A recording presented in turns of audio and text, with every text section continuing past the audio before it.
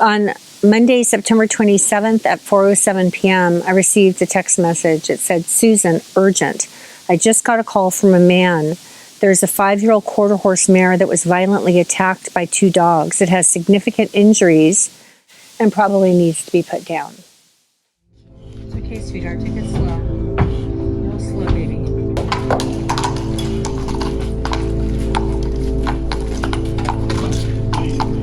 Really had no idea what was going to walk off of that trailer.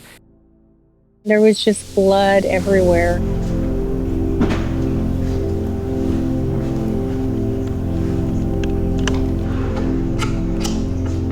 You could see where there had been an attempt to just close some of the flaps with stitches, and she was terrified. I can only imagine the kind of pain. She had bites in every single part of her body, and her leg had been savagely shredded down to the bone. She had nothing. She's terrified, and she's nameless. And everyone had already written her off. We wanted to come up with a name that really meant something that was hers.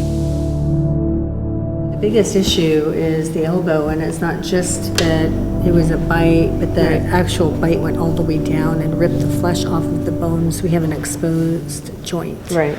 So we'll see if hopefully we were warned that she might not make it.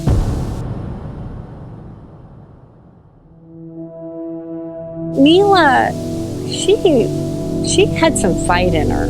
She wasn't giving up. And so we weren't going to give up on her.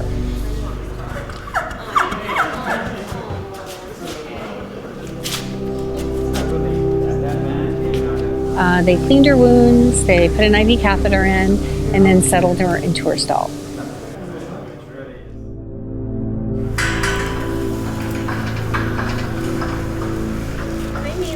We felt heaviness the next day. She was very withdrawn and internal and obviously depressed. The good news, her vitals were all really good. No fever, her heart rate was down, and her respiration was normal.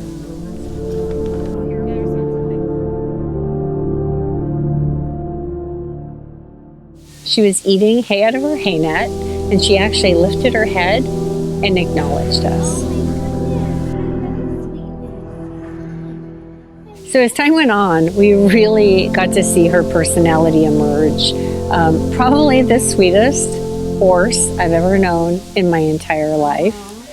She looked for us, she whinnied for us, and she started getting better and stronger. And on the 4th day, Michelle started to scratch her neck, and she reached over with her nose and started to groom my head. The defining moment that I will always remember was 2 weeks into her hospital stay when her surgeon started talking to us about what her care would be like when she did come home.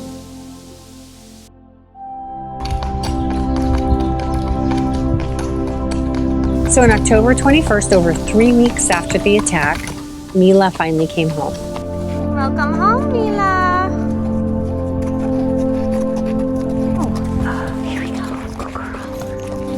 We gave her a nice big stall and a social barn with big windows and, of course, a lot of straw. Milah still has a long way to go. Her wounds are still open, which means that she's going to be on antibiotics and she needs to be on stall rest, and we're not out of the woods. But the one thing that Milah definitely has